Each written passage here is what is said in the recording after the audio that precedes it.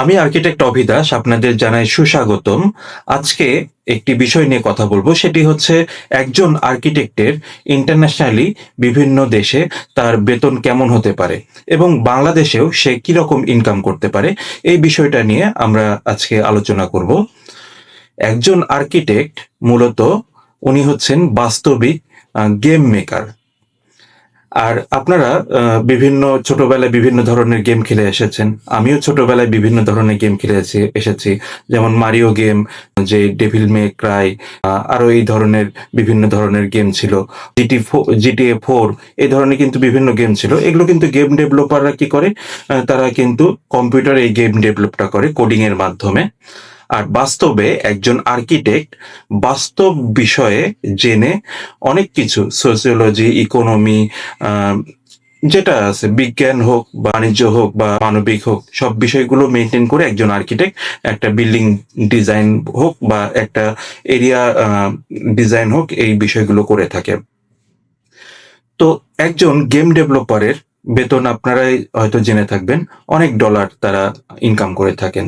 এরকম একজন বাস্তব যারা গেম চেঞ্জার বা বাস্তব যারা গেম তৈরি করেন, সেরকম একজন আর্কিটেক্টের বেতনও প্রচুর বেতন। আপনি যদি ইউএস এর কথা চিন্তা করেন, ইউএসএ তে একজন আর্কিটেক্টের মানে ন্যূনতম বেতন মানে গড়ে যদি আপনি হিসাব করেন বার্ষিকভাবে, তিনি মোটামুটি বাংলাদেশি টাকায় প্রায় 1 কোটি টাকা থেকে 2 কোটি টাকা এরকম ইনকাম করেন। তারপরে যদি ইউকের কথা চিন্তা করেন, ইউকেতে একজন আর্কিটেক্ট প্রায় 80-90 লাখ টাকা থেকে প্রায় 2 লাখ টাকার কাছাকাছি একজন আর্কিটেক্ট ইনকাম করেন। যদি কানাডার কথা চিন্তা করেন, তাহলে উনি 60 লাখ টাকা থেকে প্রায় 1 কোটি টাকার কাছাকাছি বার্ষিক ইনকাম করেন।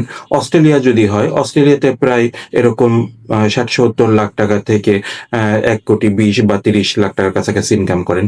জার্মানি যদি হয়, জার্মানিতেও এরকম প্রায় 60-70 লাখ টাকা থেকে প্রায় 1.5 কোটি টাকার মতো ইনকাম করে।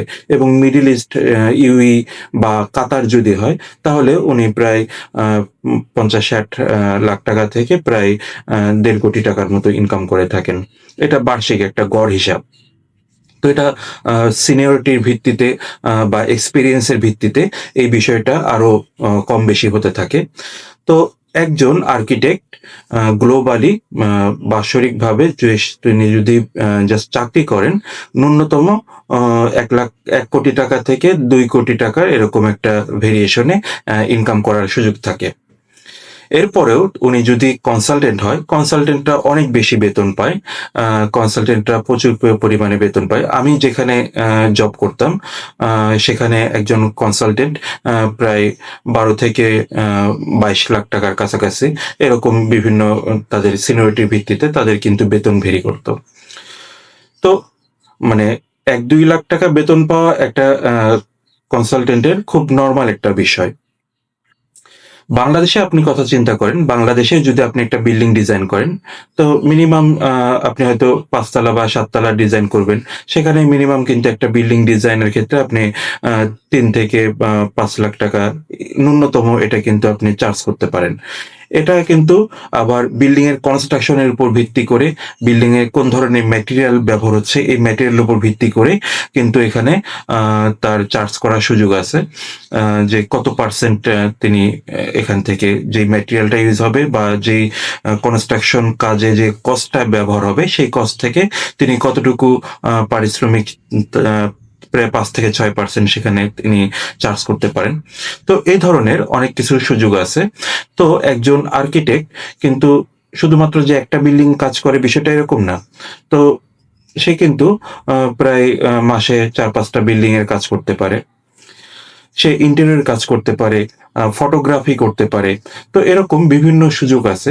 অনেক দিকে একজন আর্কিটেক্টের কাজ করার সুযোগ আছে, ইনকাম করার সুযোগ আছে। তো আপনারা যারা আসলে গেম চেঞ্জার হতে চান বা গেম তৈরি করতে চান, বাস্তব জীবনে গেম তৈরি করতে চান, তো সেই সকল উদীয়মান যেই গেমার আছেন, তো তাদেরকে আর্কিটেকচারে স্বাগতম। কারণ আর্কিটেকচার হচ্ছে এমন একটা সাবজেক্ট, এখানে পড়লে আপনাকে এখানে মানুষের মনস্তত্ত্ব, মানুষের সাইকোলজি, মানুষের ইকোনমি, মানুষের হচ্ছে চলাফেরা। মানুষ কিন্তু 2D তে চলাফেরা করে। মানুষ কিন্তু 3D চলাফেরা করতে পারে না। পাখি কিন্তু আবার 3D চলাফেরা করতে পারে। তো আপনার এই সারকামস্ট্যান্স এর মধ্যে বা আপনার যে কনটেস্টটা আপনি তৈরি করছেন, সেই কনটেস্টে আসলে কিভাবে এখানে মানুষজনের গেম তৈরি হবে, এই গেম তৈরি করার মেইন ক্যাপ্টেন কিন্তু আপনি থাকবেন। তো আপনি কি আসলে গেম তৈরি করার কারিগর হবেন?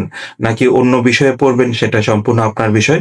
তো সবাইকে আর্কিটেকচারে যারা ভালো স্টুডেন্ট আছে তাদেরকে আর্কিটেকচারে আ পড়তে আসার জন্য স্বাগতম জানাই।